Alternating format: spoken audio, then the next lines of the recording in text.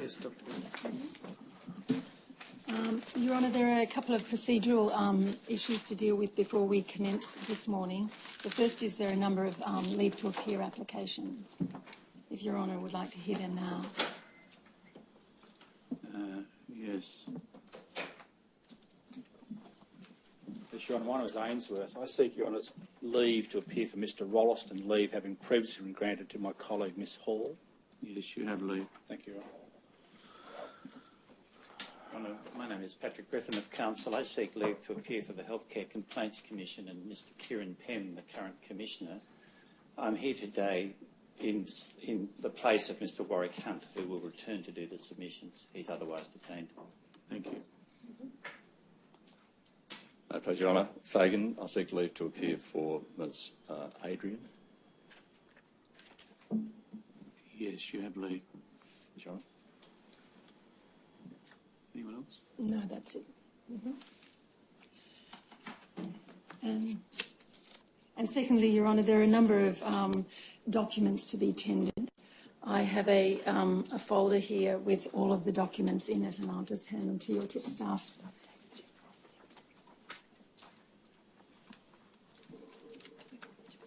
What are the documents generally?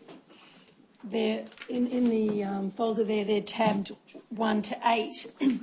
At tabs 1 and 2, there are 2 media articles from the ABC concerning the Royal Commission and Professor Walton, and they're dated the 6th of May 2015.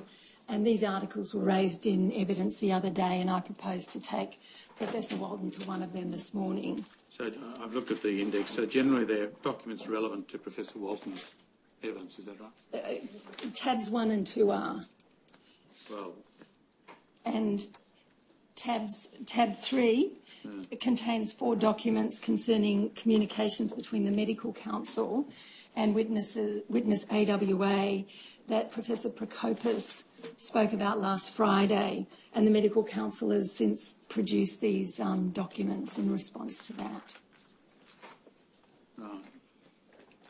Yes, well, I think we can understand what the other documents are. Thank you. Thank you. I'll mark them together, Exhibit 27, 28.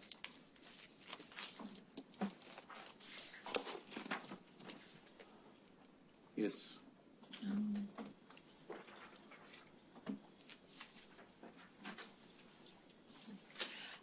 I call the first witness, Professor Marilyn Walton.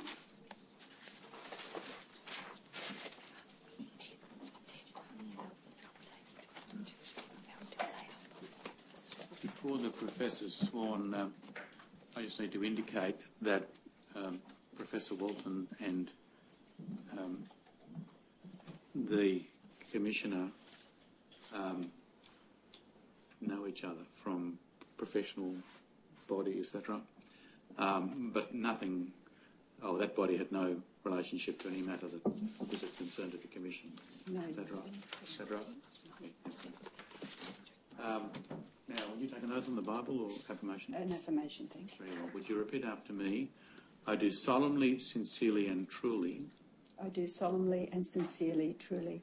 Declare and affirm. Declare and affirm. That the evidence I shall give in this Royal Commission. That the evidence I shall give in this Royal Commission. Shall be the truth. Shall be the truth. The whole truth. The whole truth. And nothing but the truth. And nothing but the truth. Thank you. Take a seat, please.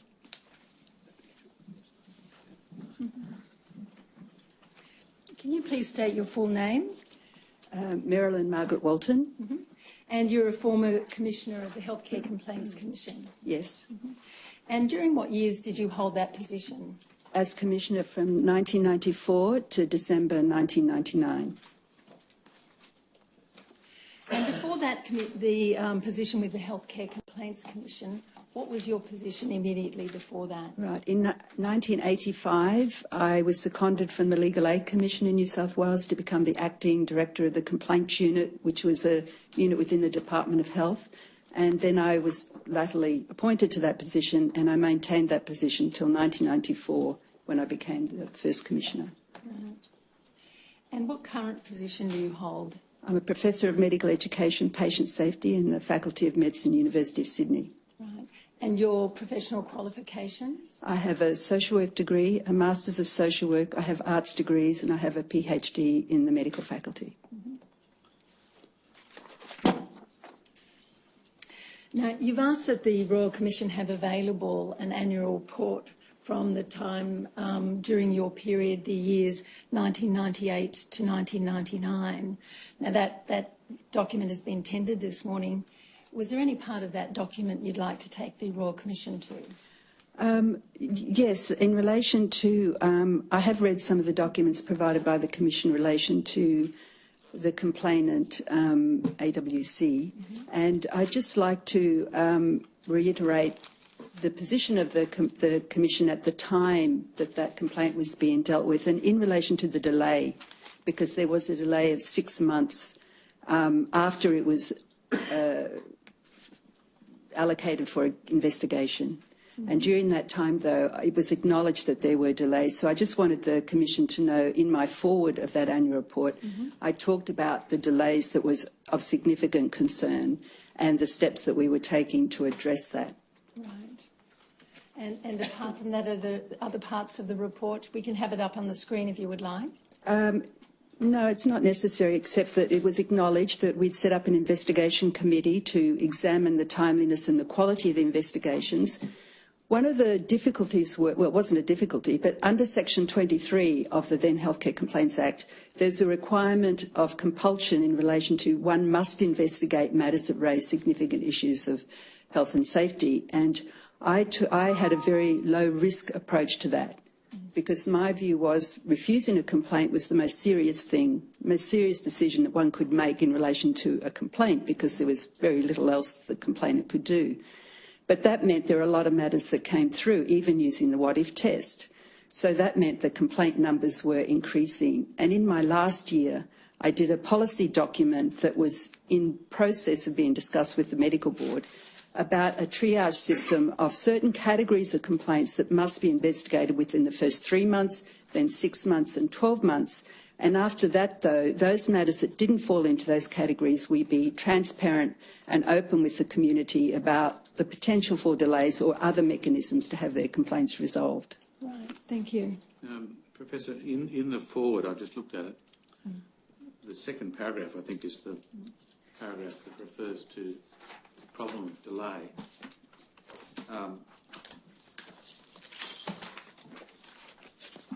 Yes, Your Honour. You're not very discursive there about what you're doing about the delay. Okay, on page 36, Your Honour, of that report, of the same report, we call reduction in investigation delays. Yeah. There's a section there, and in the first paragraph, it talks about what we're the issue. And then in the start of the third paragraph, we've set up an investigations committee, and the recent focus has been the process and ensuring files are reviewed at key intervals. One of the issues with the database, it could tell us previous complaints against practitioners, it could tell us which matters were referred for investigation, which matters were open and closed or referred for disciplinary action. It could not tell us what was going on during an investigation. So it wasn't a case management system.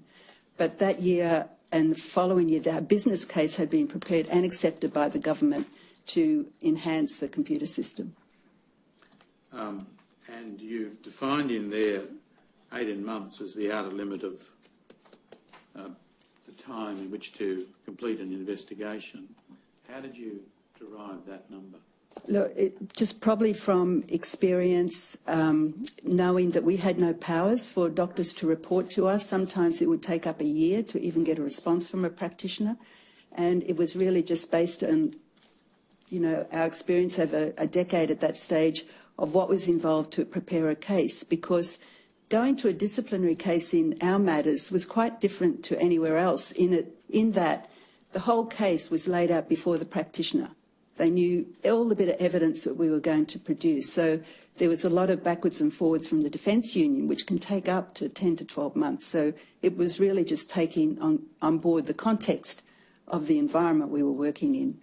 I mean, we didn't have powers to compel, to produce records, to even respond to us. Did you remark upon that lack of powers in your report? Not in the report, I didn't, but certainly to the medical board. It was a regular issue. What about to the government? I'm sorry, I cannot recall, but clearly it was an issue. If I didn't, it was remiss of me. I can't recall, Your It's Honour. very hard to investigate unless you get access to the material from both sides, isn't it? Indeed. But we did manage to do that. We had many cases in disciplinary proceedings, and it was those doctors around boundary violations that were more likely to stonewall and not answer by saying or denial. If someone just continued to refuse to respond to you, what did you do? Oh, we didn't accept that. There were two approaches. One was contacting the medical board and asking the medical board to use some influence with the practitioner. And the second one was we just put it to test. We would just go ahead and make the complaint. Because you'll see in that report, I think we had over 120 allegations of sexual misconduct or assaults, and I think we had 16 sexual assault complaints at that time. Most of those matters, over 100, would have been denials. So we just make the complaint and test the evidence.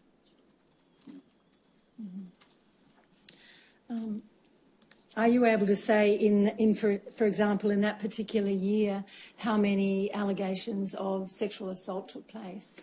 Yes, I can. On page 13 of the annual report, we had 129 complaints about provider-patient-client relationships. There were 44 inappropriate examination and treatment, and there were 19 sexual assaults, and the list is there.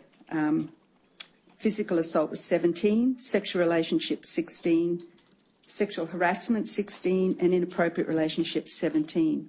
Mm-hmm. And are you able to say how many of those complaints occurred in relation to children? No, I'm not. It was, well, obviously the current case was an adult complaining about their time. Mm-hmm. Most complaints, I recall 2 previous complaints, I did bring my mind to this, of children or teenagers who complained. There was one case of a young woman, teenage girl, who complained of a sexual assault during a gynecological examination.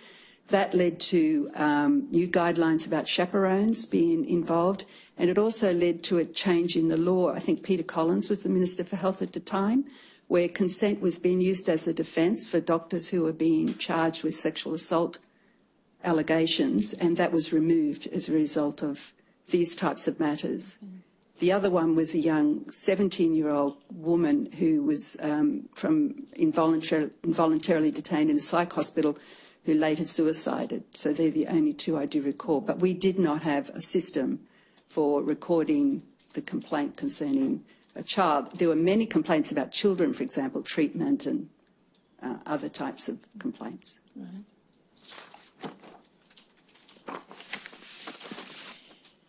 Now, in terms of preparing for coming and giving your evidence, Professor, were you provided with a statement by AWC? I was. Mm-hmm. And you're aware that he's given evidence in these Royal Commission proceedings of his experience of child sexual abuse perpetrated by Dr. Rolleston? I am. And he's also given evidence of his experience in reporting these allegations to the Healthcare Complaints Commission? Yes. And you've read that statement recently? Yes. You also understand that in 2011 that Dr. Rolleston stood trial in the criminal court and was convicted and imprisoned for those offences. From reading these documents, yes. Now, could I please have its AWC's statement on the screen? It's at tab 6 of the statement tender bundle.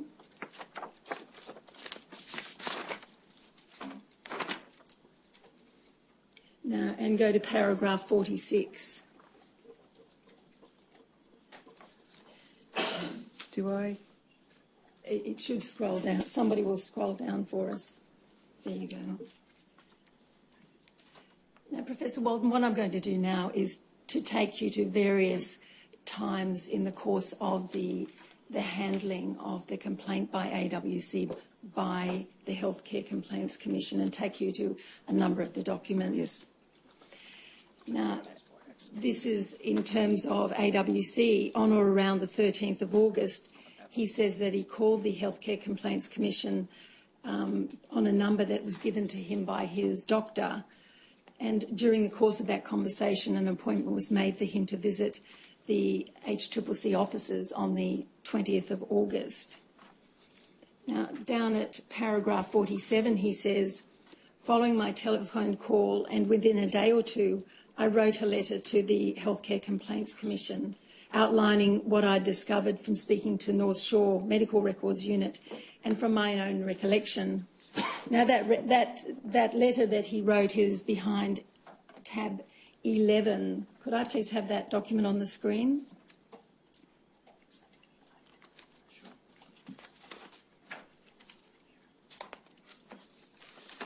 Now, this is the letter that formed the basis of the complaint made by AWC. And if I could ask you to scroll down to perhaps page 3 of this document. The first 2 pages are the handwritten letter, and the third and the fourth are, in fact, easier to read transcriptions of that. So I'll ask if we could go to page 3, please. Yes. So at the top of this letter, there's the date given of the event in July 1979, and at the top of the second paragraph there, he's able to say that he'd been taken by his grandmother to the Royal North Shore Hospital, which is where the events that he's complained of took place. Now, just there in the middle of the screen, he said, after a short time we were called by a nurse to see the doctor being Dr. Rolito or Rolito.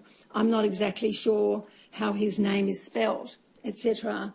So at this point, AWC knew that much about this doctor, that the doctor was at North Shore Hospital, and that's as much of his name as he knew.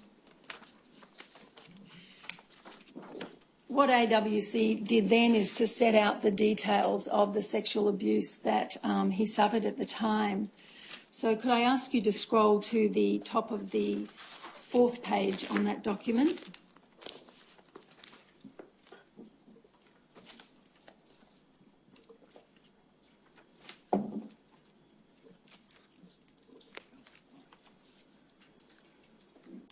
Thank you. So there at the top of this last page here, he states, I was half lying down on my side facing the doctor. He then put his finger up my anus and moved it round. Then he said, I have to check whether or not you have blood in your semen. He then masturbated me until I ejaculated. After that, he then said, you're fine, there's no blood, you're free to go. So from the moment that the Healthcare Complaints Commission received this letter, at the very least, it was on notice that what was being alleged was very serious criminal conduct. Yes. Now, if you scroll down to the second last paragraph there, AWC has said in the letter, this event has mentally, sexually and emotionally scarred me. It has only been this year that I finally faced the problem. I've told my family and I'm now seeing a psychologist to help me get over it. So, again, would you agree that this here is he's giving an explanation of why it is it's taken him so long to come and make this complaint? Yes, yes, of course. Mm-hmm.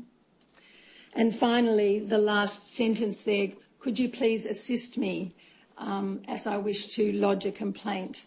Again, he's asking the Healthcare Complaints Commission for some help in proceeding with this. Yes.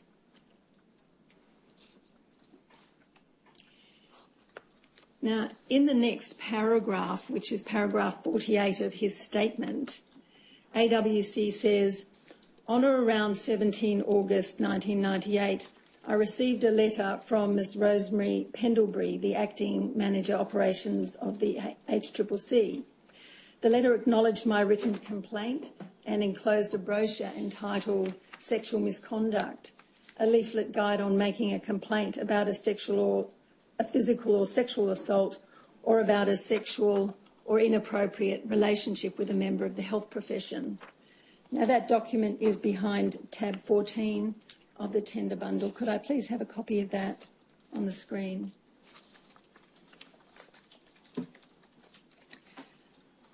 Now, are you familiar with this document, Professor? Yes, I was heavily involved in designing it and getting it published.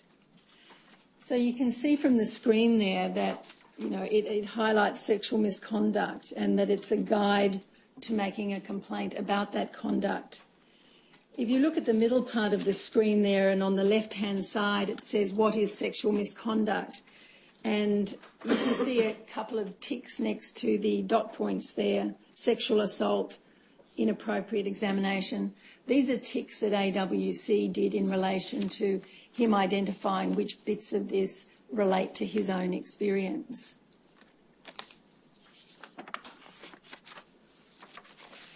Now, in the course of this is a 4-page document, and I asked could we scroll down to page 4 of the document, to the top of the page. There's the heading there, if I complain, could a practitioner be given a prison sentence? Now, underneath that it says, the Healthcare Complaints Commission does not have any jurisdiction over criminal matters. Lawyers with the Healthcare Complaints Commission will advise if a complaint should be referred to the Director of Public Prosecutions for action in a criminal court. Complaints can be investigated by the Commission and the criminal court at the same time. The Commission's investigation is entirely separate from any police or criminal proceedings. Now, Professor, there's nowhere in this document that makes a recommendation that the complainant ought to go to the police. No, there's not. Yeah. And this part in particular of the document suggests to the reader, to the complainant, that the Healthcare Complaints Commission will let them know if it considers that it would be an appropriate thing to do for this matter to be referred to the DPP. Yes, I can see that interpretation. Mm-hmm. So in a sense, anybody, a complainant being given this document, rather than thinking, well, what are my options here? Should I also go to the police? In fact, it, if you like, would lull them into a false sense of security that this is the right place that they've come to. Well, it is the right place in relation to the complaints dealing with them under professional regulation law. But yes, you're right. But I do imagine that during a conversation with the lawyers that information in relation to their rights to go to the police would be clear. Right. And if that conversation didn't happen, and in conversations with the Healthcare Complaints Commission officers, if that conversation didn't happen, would you say that that was inadequate and unsatisfactory? Yes, yes. And your expectation of legal officers who are having conversations with AWC would be that by this point of time, or certainly very soon, they ought to have raised with him the possibility of going to the police? Yes, and it wasn't uncommon. We discussed it at assessment committees, various types of complaints, whether it's a police matter and should it be referred. I mean, it wasn't atypical. It wouldn't be an unusual discussion at an assessment. Professor, I know we're looking at it with hindsight, but what was actually intended in that sentence was it intended that advice would be given to the complainant or advice would be given to the Commission? Who was to be advised? Excuse me, and I'm just this in the, if I complain. Lawyers within the Healthcare Complaints Commission will advise if a complaint should be referred to the DPP for action in the criminal court. Who was it intended the advice would be given to? Well, the Commissioner, I would imagine. Not to the complainant. Yeah, I think so. For action in the criminal court. Who was it intended the advice would be given to? Well, the Commissioner,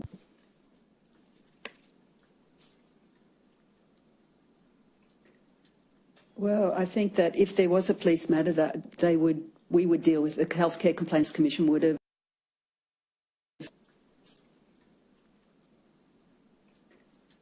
Well, I think that if there was a police matter that we would deal with, the Healthcare Complaints Commission would have appropriately referred it. What's missing is any discussion there about the complainant going to the police. Yes. Do you think with hindsight it should have been there? Yes, definitely. that on or around the 20th of August that he did visit the HCCC offices and they were located in Surrey Hills, and at that point that he did have a meeting with 2 lawyers from the Healthcare Complaints Commission. At paragraph 55 of his statement, he says, I do not recall being advised, at that meeting, I do not recall being advised to go to the police. Just from the evidence you've just given, is that contrary to what your expectations have been? Yes, in hindsight, I mean, clearly that should have been stated, but it's not a but. But over the last 10 years, complainants, when we have advised that, have not been, they're more willing to have this process go through first to try and get details and information prior to going to the police. But yes, I definitely think that during that conversation, advice would be you can make a complaint to the police because it's a serious matter. Now, could I ask for the document behind tab 18 to be put on the screen?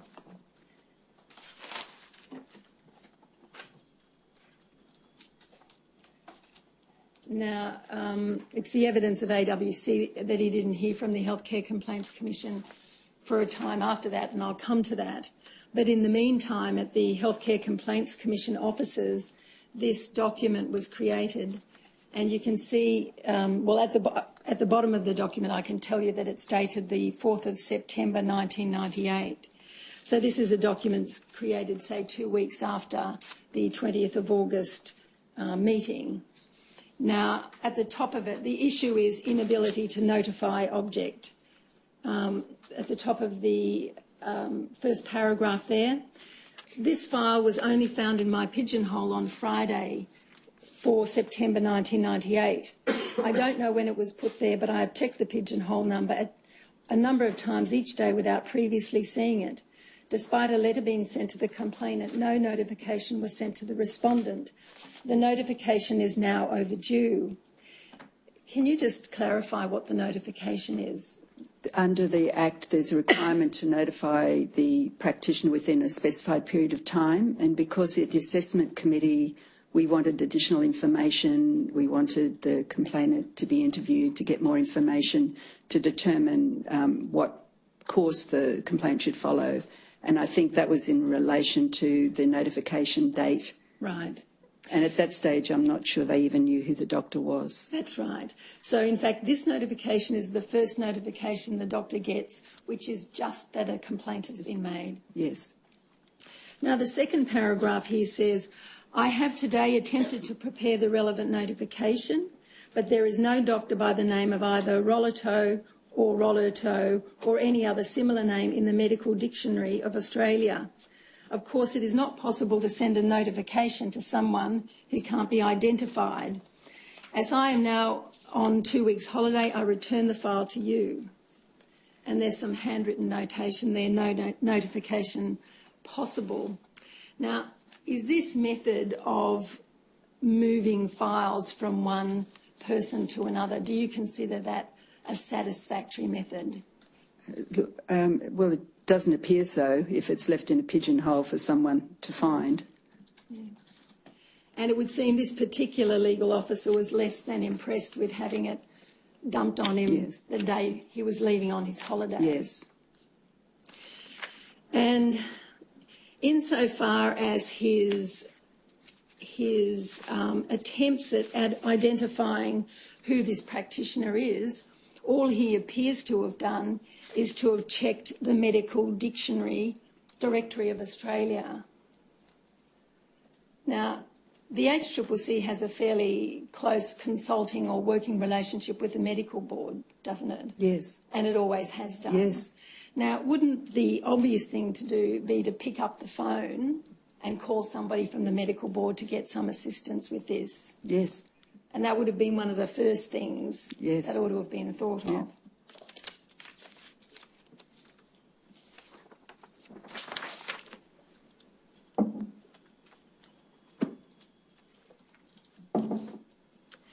Now, at paragraph 59 of AWC's statement, he says that on or around the 7th of October 1998, I was interviewed by Mr Harris in person for the purposes of preparing a statutory declaration. And at this point in time, it was very fundamental for the HCCC to obtain a statutory declaration. Yes. Yeah. This interview was recorded, and Mr Harris also took handwritten notes. During this interview, I spoke in more detail about the playground incident, the visit to the North Shore Hospital with my grandmother, the abuse, and my subsequent disclosures of my abuse. So he's indicating that there were disclosures also along the way. Now, at paragraph 60, he says, on or around 22 October 1998, I received a letter from Mr Harris enclosing the statutory declaration. Now, that letter is behind tab 22 of the tender bundle. Could I please see a copy of that on the screen?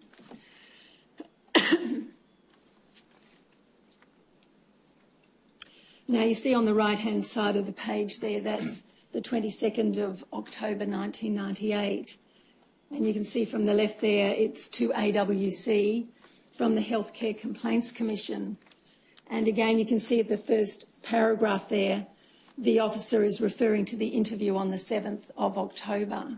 Mm-hmm.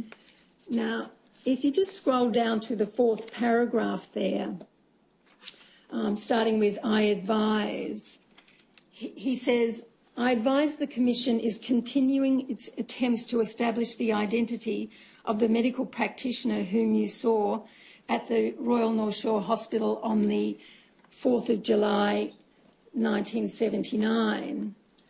And Professor, from your reading of these documents that have been produced by the Healthcare Complaints Commission, other than that officer looking up the Medical Directory of Australia, there's no other evidence that any attempts have been made beyond that to track the doctor down. Is that well, right? Except I'm aware they did track his name down, so I'm just not aware of how that occurred. Yeah, I'll come to that document. So, but up until this point, there is no documentary evidence that other than looking in that directory, that's what's been done. Now, he says, I will keep you informed of any developments in this regard. So again, would that be a standard thing to for the Commission to do? Indeed. It was discussed often about keeping complainants up to date with what was going on. Okay.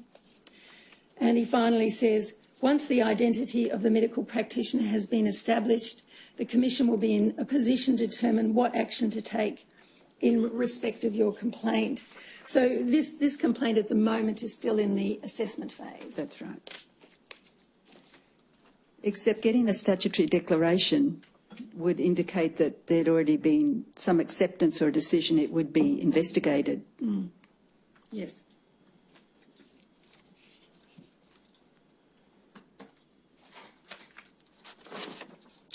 Now, could I have the document behind tab 23 on the screen, please? Now, this is a document written on the same day by the same legal officer, and you can see at the top there it says memorandum, and it's to the assessment committee. So I think this goes on from what you've just said. This legal officer is at the point of making a recommendation or setting out the steps that have been taken up until that point. Okay. Yes.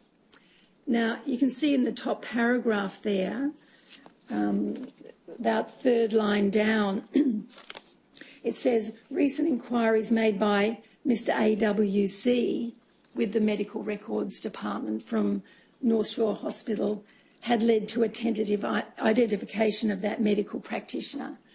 And it would seem that that's, in fact, how AWC got the name Rolito. Yes. Then further down that paragraph it says, the Commission has ascertained that there is no medical practitioner registered in New South Wales with either of those surnames. Now, of course, as I've just taken you to, the documents suggest the only research that had been done at this point was the medical directory. And again, you've said you don't consider that an adequate investigation.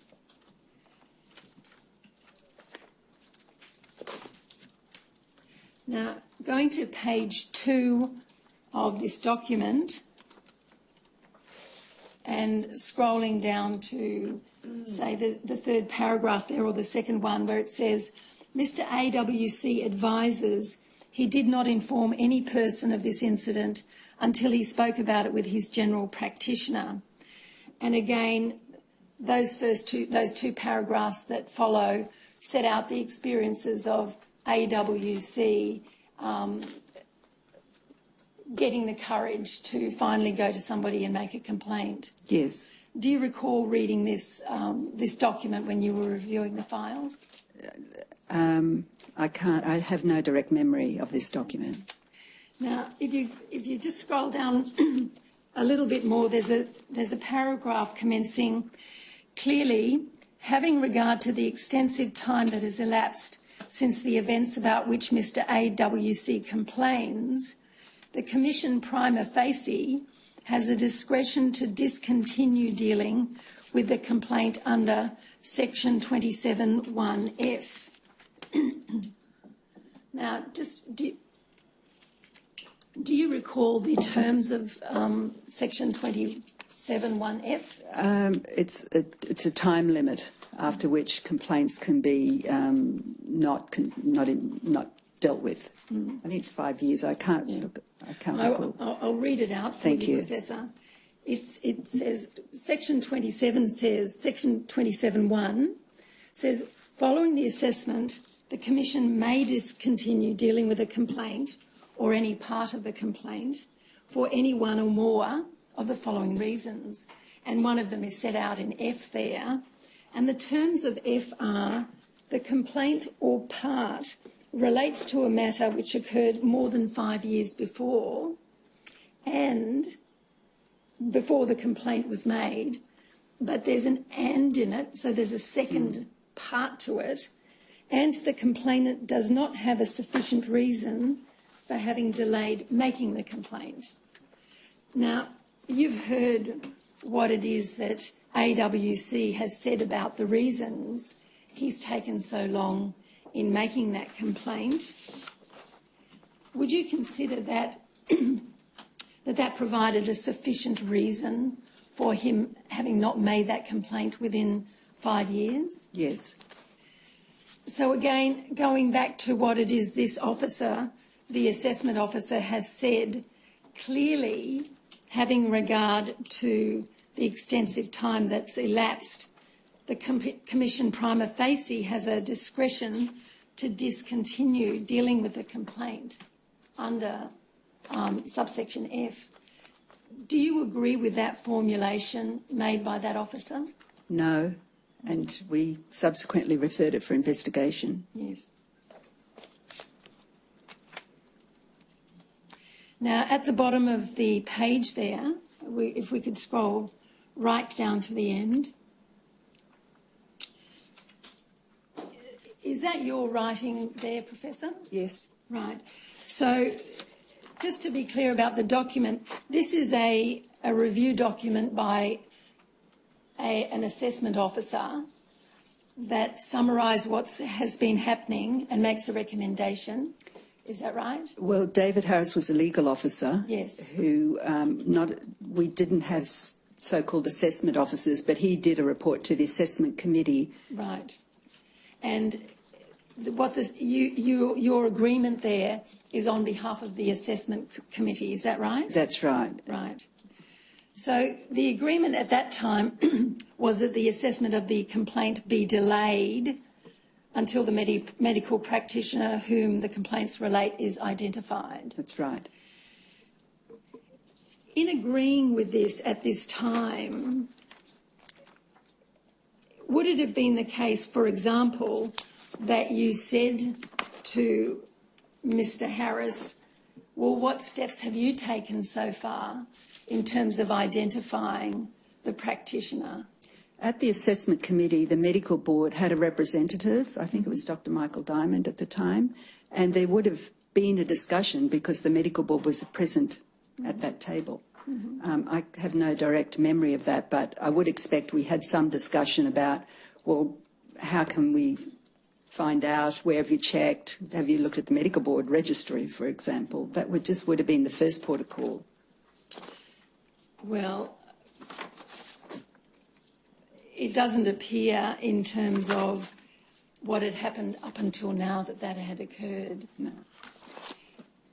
I have no direct memory of this one. I'm really just saying generally at the assessment committee, those discussions, and given the medical board was present at the assessment committee, Right. That would have happened. And also in this report, there's nothing said about the fact that the issue of the complainant going to the police or any recommendations in relation to going to the police. There's no notation of that having occurred here either. Not in this one, no. Right. And is that something, again, in signing off on a final recommendation, is that something that you would typically ensure that's happened? I don't understand this to be a final document, but yes, of course, those discussions should have, if they didn't, should have occurred. Okay. Now, could I please have the document behind tab 25 on the screen?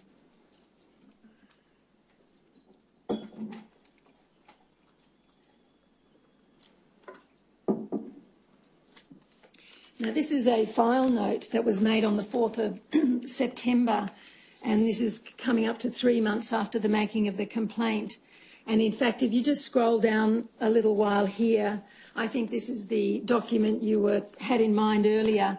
Somebody from the Commission has in fact telephoned the medical board, and nothing was found for Rollertoe or anything starting with Roller. And in fact, the closest name was Dr. John Philip Rolleston, and they identified him from this time onwards. Yes. So you'd agree it's regrettable that this phone call wasn't made some time earlier. Yes. Now, at this same time, you can see that in the same phone call, it would appear that it was identified that there were 2 complaints already that have occurred in relation to Dr. Rolleston. They've got one there, fraud. It's not elaborated on here, but there's been a background complaint there. And secondly, the Healthcare Complaints Commission is aware now of the fact that at some point he was deregistered in 1986, and it says 1990, which we know now is his re-registration. Yes.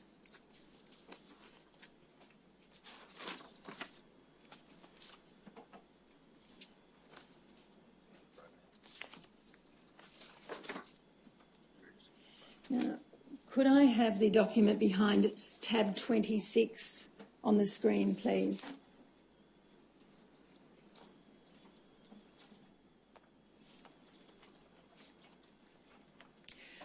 So that file note by the legal officer, Kirsten Home, was made on the 4th of September, the 4th of November, and then, say, a week later on the 10th of November, this brief, which is this document is created by that HCCC officer. Now you can see in the brief, which is this document is created by that sees complaint in relation to the North Shore Hospital, and then there's a heading underneath that in relation to allegations.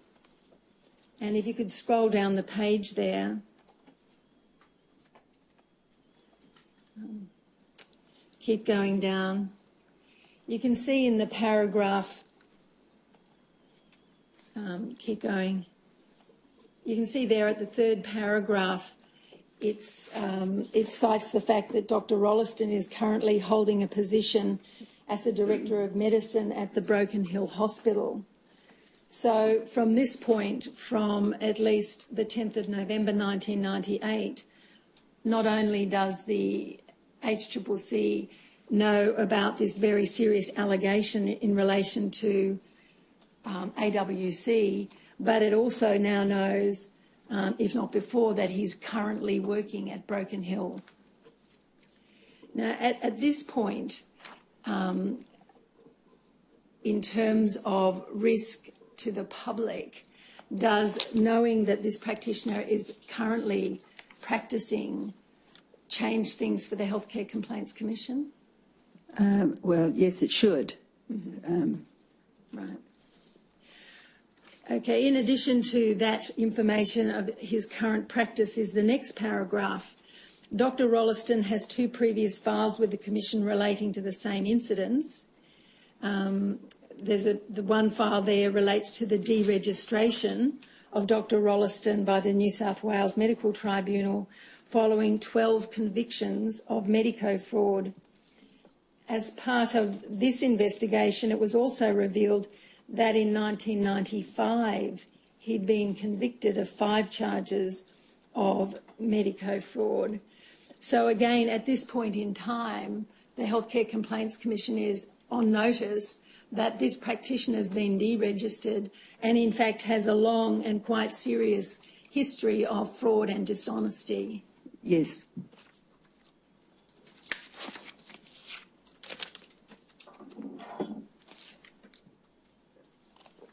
Now, if you could turn to the second page of this document and down to the bottom half of the document. The recommendation by Kirsten Home is for L7 investigation, and that's typed there underneath the heading recommendation. And am I correct to think that the handwriting underneath that is, well, can you tell the Commission what this handwriting underneath that recommendation is likely to represent? It's the head of the legal section. I think it's Tom Gallatley. I'm not quite sure. But it's his adding to the recommendation saying legal to advise on, so it's a note back to the lawyers saying advising on suitability of matter to be referred to police and obligation to report sexual abuse allegations to docs and other organisations. Right.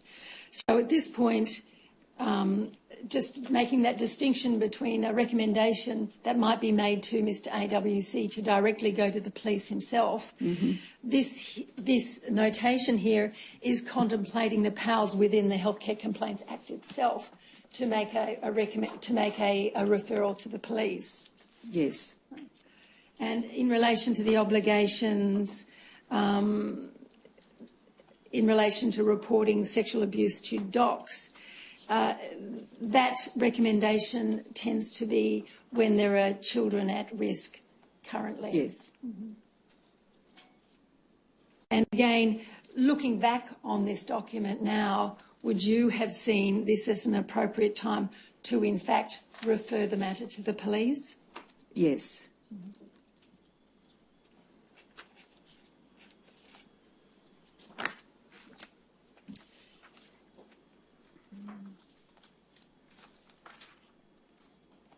Now, back to Mr AWC's statement. At paragraph 62, he says, on or around the 10th of May, I received a letter from Mr David Swain. The letter was to the effect that my complaint had been assessed for investigation and the HCCC had consulted with the medical board. Now, at paragraph 63, I will take you actually, that document is at tab 34. Could I please have that on the screen?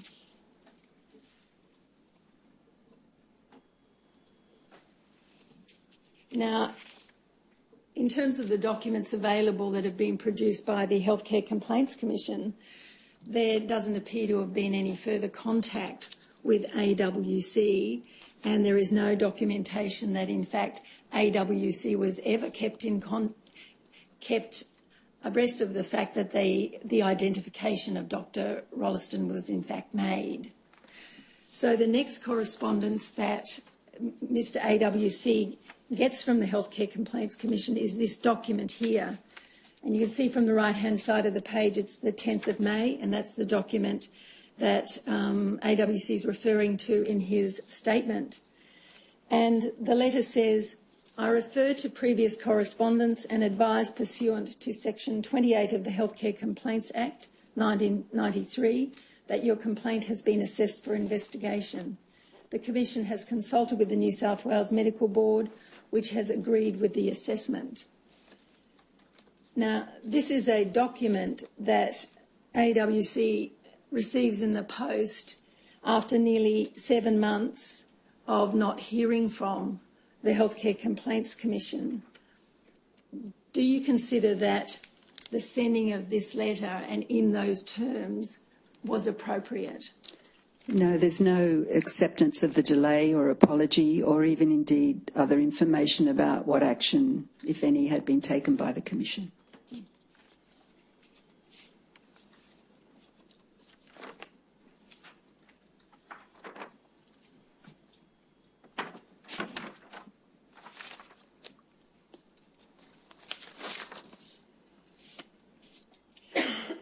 Could I have the document behind tab 36 on the screen, please?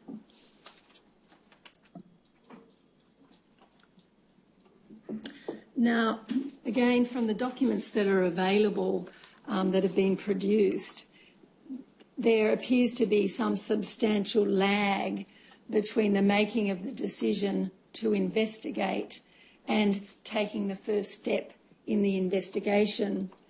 The next document is here and it's dated the 17th of September 1999, and it's a letter you can see that's sent to Dr. Rolleston from the Healthcare Complaints Commission.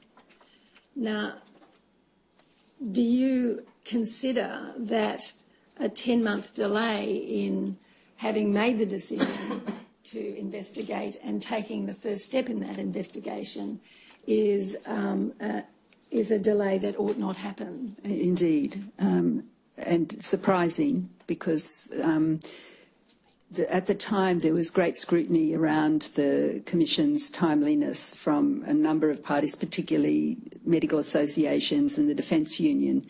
And to have that delay, we would have been very alert to the consequences of managing a delay like that to a practitioner. Mm-hmm. Now, in terms of the Healthcare Complaints Act and the previous Medical Practice Act, there is provision within that for the Medical Board to hold an urgent inquiry under Section 66. You're familiar with Section 66 inquiries.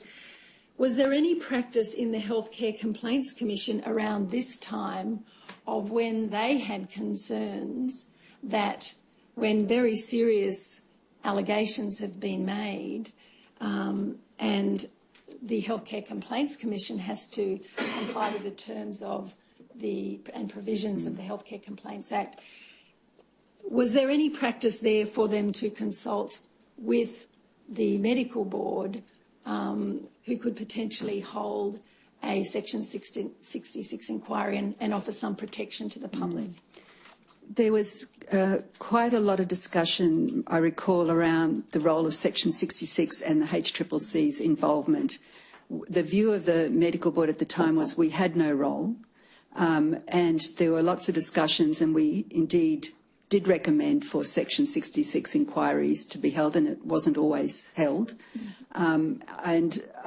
If I recall, towards the end of 1999, the beginning of, or maybe towards the end of my time, that we were starting to submit documents to them for a Section 66 inquiry. But at that stage, we were not seen as having any role or functions in Section 66 inquiries. Mm-hmm.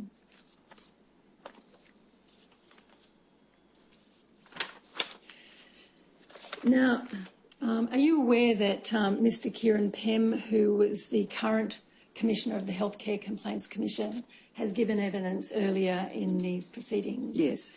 Now, I took Mr. Pem to the document, and I also put to Mr. Pem the timing of the delay between the decision to investigate and the first step that was taken, and he said, "This is very poor. It's very poor, obviously," and you agree with that statement?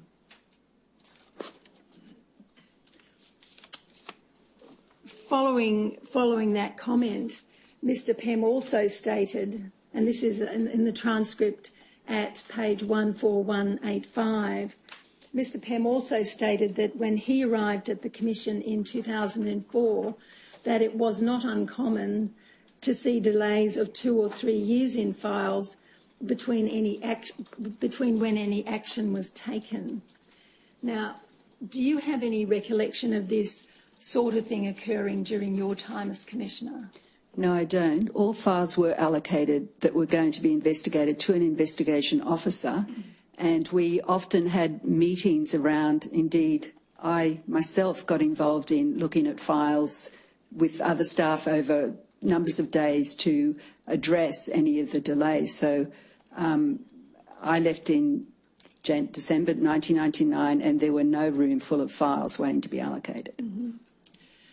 Just in terms of the delay issue rather than the allocation of files issue, the evidence here is that the complaint was made in August 1998. The assessment was completed and the investigation recommendation was made in November 1998. And the first step in the investigation took place in September 1999.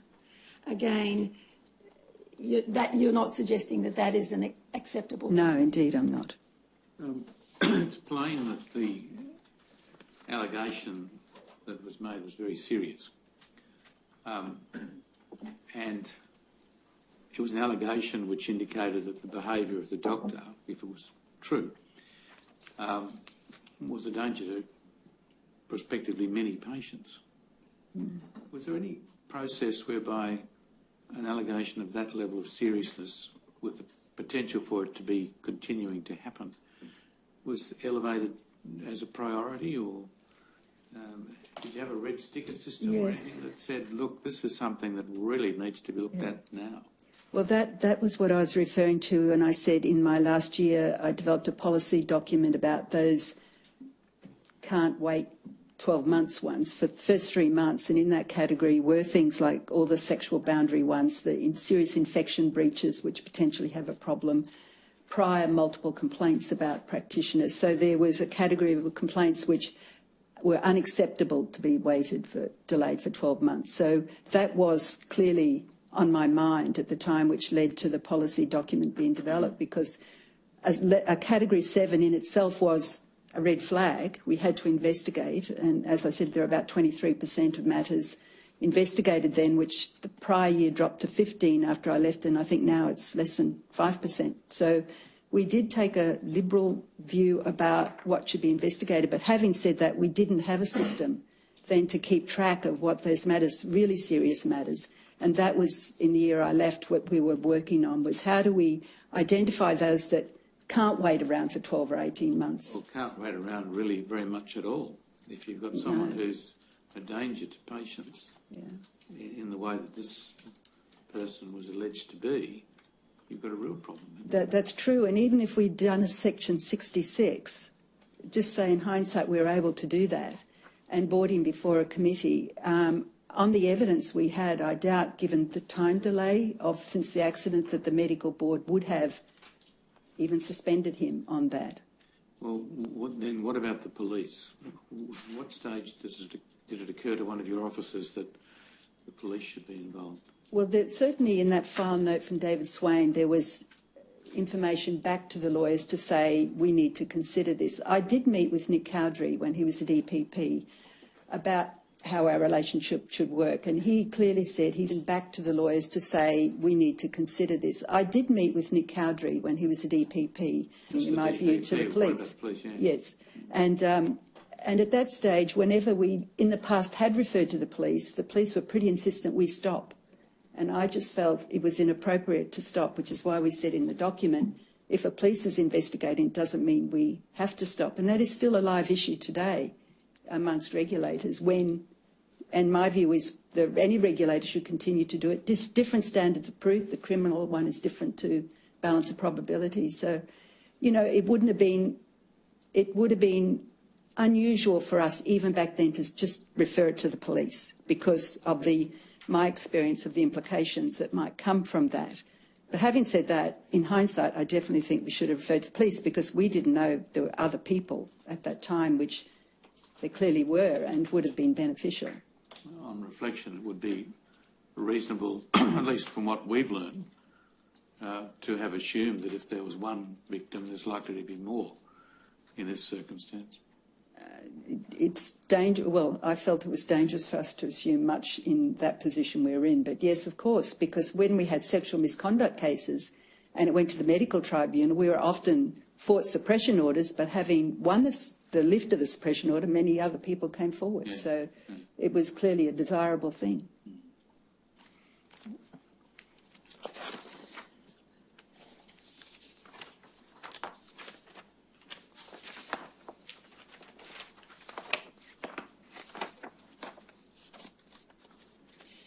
Now,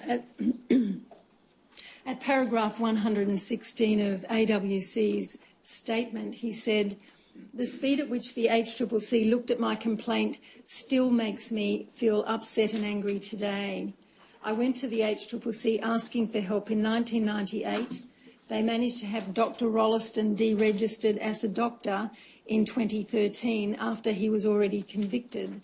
The HCCC's pace of doing work, taking 15 years to remove a child predator from medical practice, is just too slow. Having the HCCC working at that pace is a danger to the public."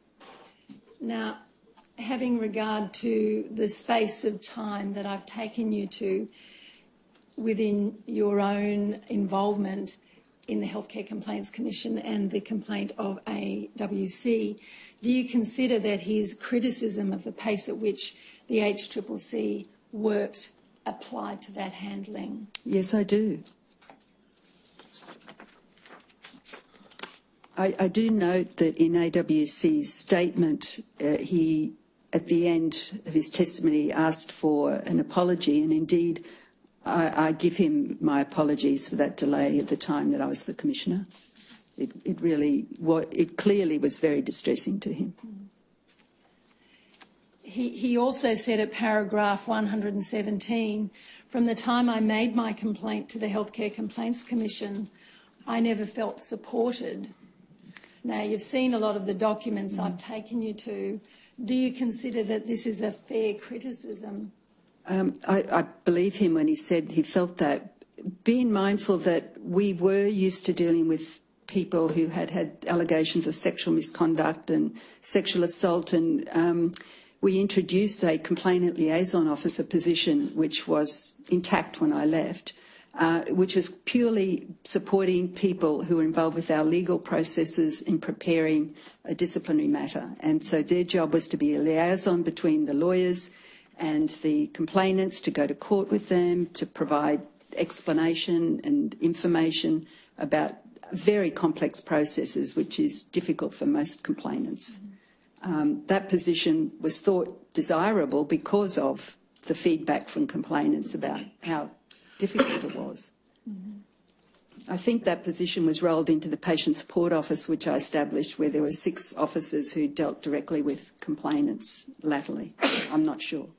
But there's no evidence, in fact, that AWC got that more Rolls-Royce treatment, is there? No, definitely not.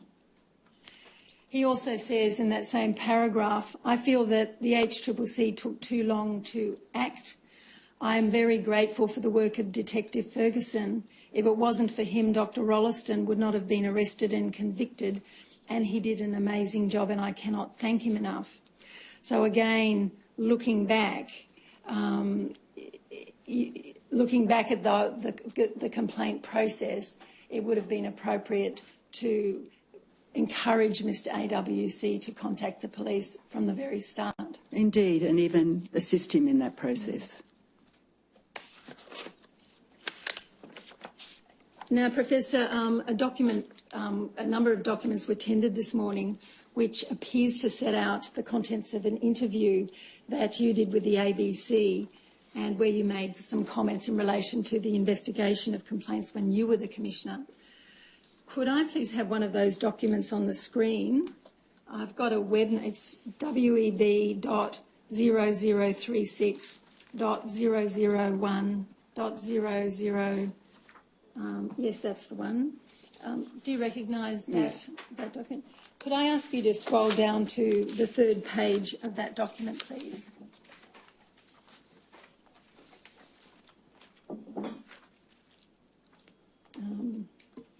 Just a little further down, if you could scroll down a bit more. Right, you can stop there. About 2/3 of the way down the page there, you've said various things in relation to that interview, but more specifically it said, but Professor Walton said when she was confident the HCCC was doing its job properly.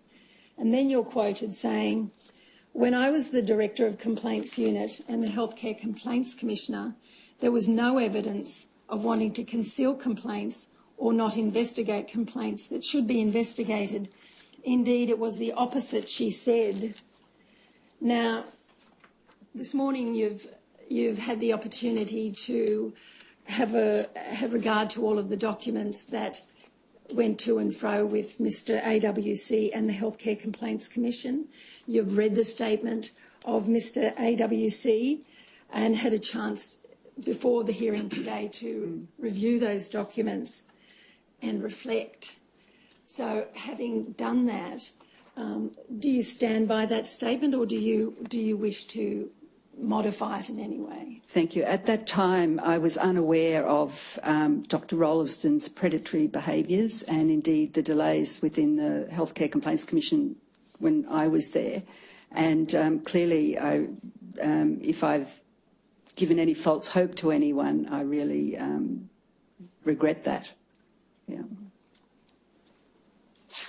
I mean, just some evidence of my trust in the HCCC. I myself have made complaints recently to the HCCC, and I don't think I would have done that if I hadn't trusted them. But this was prior to this information from this commission coming out. Thank you. I have no further questions, Your Honour.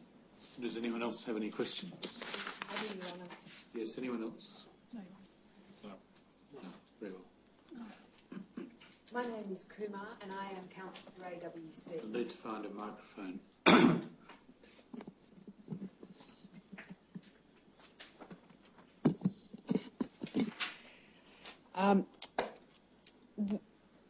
Can you say what you did personally to progress the assessment and investigation of AWC's complaint to the HCCC when you were Commissioner? Personally, I have no direct memory, but given it was a matter of sexual assault or sexual misconduct, which had become an issue for me from being the Director of the Complaints Unit, where no matters that went before a medical tribunal were ever proved because it was considered one word against another, that we had a number and risen the profile of encouraging complainants to come forward in that area. So I personally would have had a direct interest. I have no direct memory, but I would have, and the culture of the HCCC at the time would have known that I would have expected it to be investigated, notwithstanding the age. Now, you were taken Sorry, to... can I just ask you, you say no matters that went before a medical tribunal were ever approved? Yeah, a hearing, when it was a sexual... In fact, very few matters. I look back to 1870s when the medical board was first established, one of the first in the world. And I think there were less than 3 or 4 matters, and it was usually for infamous conduct. But when I went to the complainants unit in 85, we did take a matter and we lost, but then another person came forward and we tried to redo it on similar facts, and we were actually successful the second time. So it was a very new thing for a doctor to be taken, an allegation to be taken very seriously, which required investigation beyond a denial. And the way we were able to persist is prior consistent statements to people and really medical records. Well, has it changed since, do you know? I mean, Yes, it has. Yes, it has. Indeed, probably the predominant deregistration is for sexual misconduct. And the College of Psychiatrists, after I left and became an academic, involved me in looking at education around boundary violations, but ultimately the College of Psychiatrists decided it actually wasn't their job to rehabilitate struck-off psychiatrists. right. So from what period of time can we say the change occurred in terms of the preparedness to accept the allegations? 88, I'm guessing now, 1988 onwards, because Why did the change occur?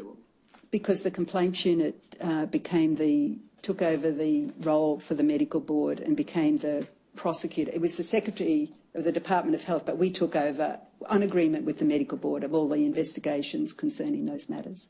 So previously they weren't taken forward because it was said word against word, it'll go nowhere. And the medical board didn't have an investigative staff, didn't really have a focus on complainants as such. Yes. You were taken to a brief note dated the 10th of November 1998, which was at tab 26. That document could be brought up on the screen.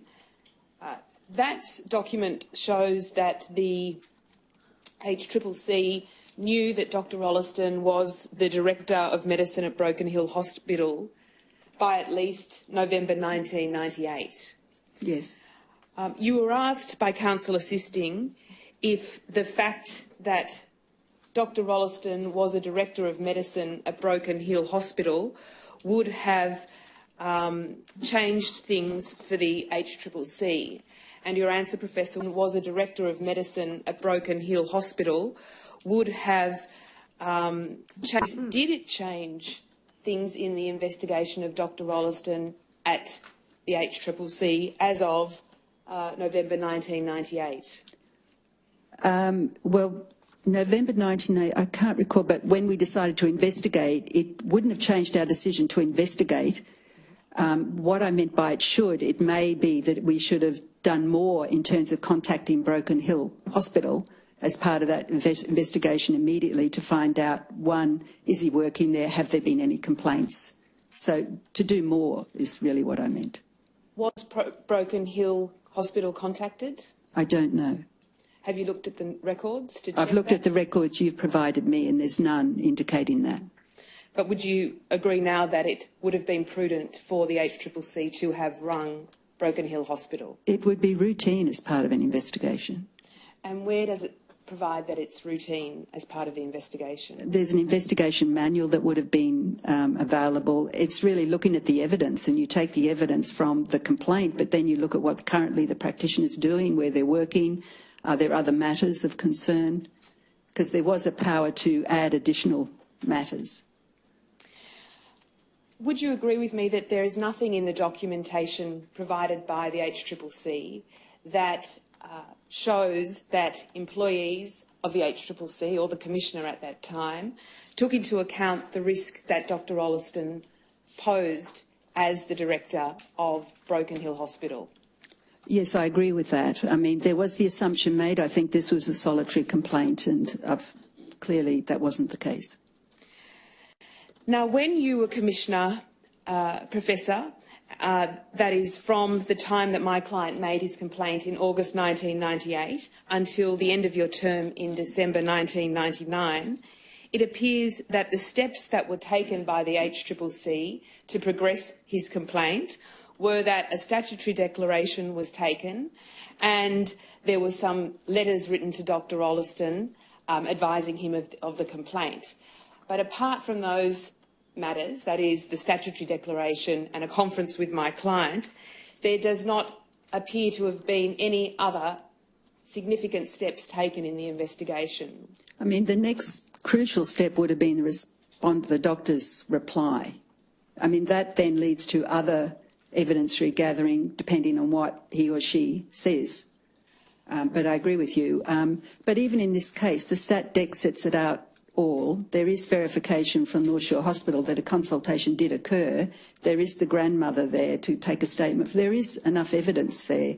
But in addition to that, I don't think there would be a lot more. But you'd agree with me that there isn't a statement in the HCCC's file from my client's grandmother which corroborates what occurred? Yes, I agree.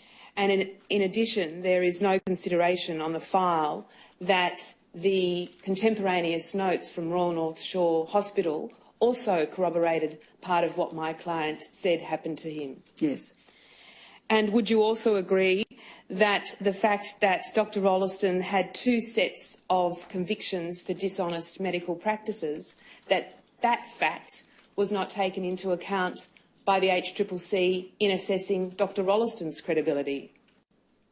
Well, I wasn't part of any assessment of his credibility. Well, if I put the question as this, while you were Commissioner, did you ever take into account the fact that these prior convictions for dishonest practices may have been something that would impact on what a tribunal or a trier of fact, how they would assess Dr Rolleston's credibility? Yes, indeed, it would have been in our mind. He was a struck-off practitioner at one stage. But that doesn't appear in the HCCC's notes from the time you were Commissioner, does it? Well, it is in the notes. I knew it.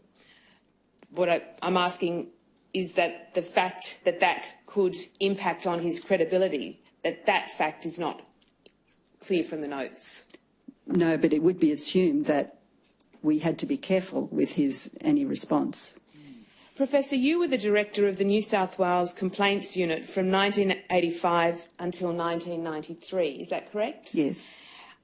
Do you recall receiving a complaint from a general practitioner, Dr Dowsett, about sexual misconduct of Dr Rolleston? No. I also note that you're a Professor of Medical Education, Patient Safety at the University of Sydney. Can you tell the Commission what lessons are to be learned from the case study of Dr Rolleston in respect of children and their care while emergency patients in hospitals?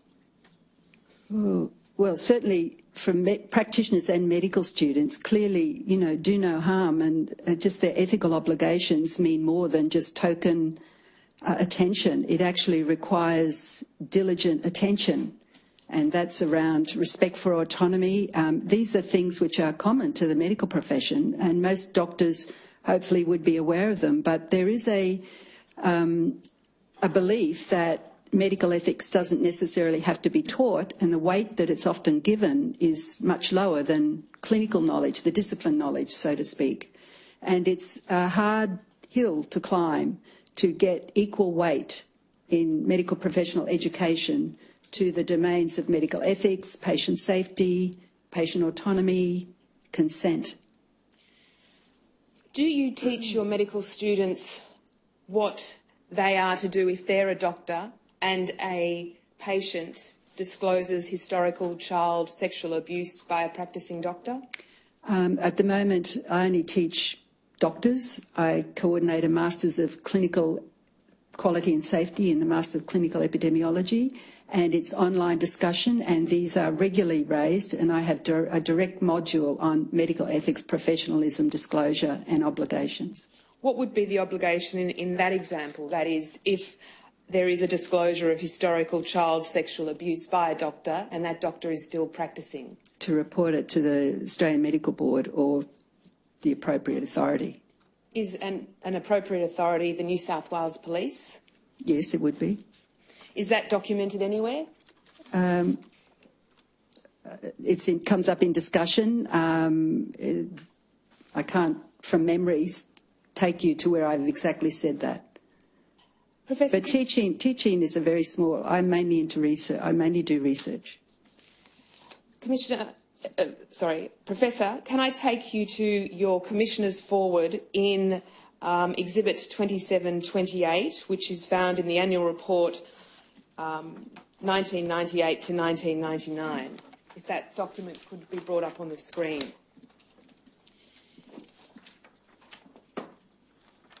In paragraph 1 of the document, you report that over the past year, the Commissioner directly helped 10,400 complainants by one of many ways it uses to resolve complaints.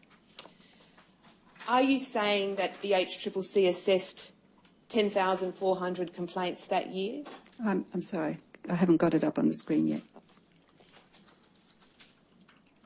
If we could go to the Commissioner's forward, which is page 4. The first paragraph. Yeah, that would have been phone inquiries as well as complaints. Commissioner Pem spoke of 5,000 complaints per year. Can you explain the difference between Commissioner Pem's 5,000 complaints per year and your report of 10,400 complaints? Because he didn't count complaint inquiries over the phone in that number. We've just combined our complaints received with our inquiries from consumers to the Healthcare Complaints Commission. You also say at paragraph 1 that the Commission resolves complaints by selecting the most appropriate method, taking into account the seriousness of the complaint and the public interest. You've agreed that child sexual abuse allegations are serious matters. Yes. Can you say what the public interest means in that sentence? To ensure that the public who goes to see a registered health profession can trust them to behave appropriately, to have the competence to treat them, and that there are mechanisms available to address any concerns or complaints they have. Thank you. Now, at paragraph 5 of that document, if it can be just scrolled down, you refer to the second issue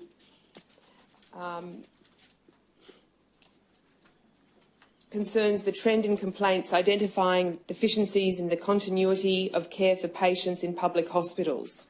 Continuity of care is a growing problem for the health system. How patients are treated and processed through the system requires new and innovative methods. Professor, are you able to say what new methods you devised while you were a commissioner to deal with the deficiencies in the system? Well, that was a conjoint party, and it says, goes on, the Director General of Health has agreed to a sponsorship of a joint project, and that was current when I left. And then turning to the last paragraph of the report, which is on the second page. So if you could just scroll down. In the second last paragraph, the last line, Professor, you write that this report shows the diverse range of activities involving the Commission, and I hope it gives you insight into our work. It covers the work of the Commission, the types of complaints received and how they are managed. It identifies those cases that raised significant public health and safety issues, as well as significant questions in relation to the care and treatment of patients in the health system. Professor, my client wants to know why his complaint did not raise significant health and safety concerns while you were a commissioner at the HCCC. Are you able to answer that question?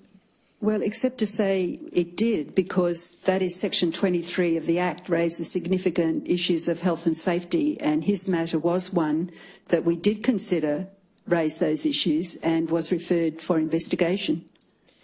Would you agree that the delays in his matter, that is the delays in processing his complaint, were done in such a way that doesn't demonstrate diligence or commitment by the people who processed his complaint? Yes, I do.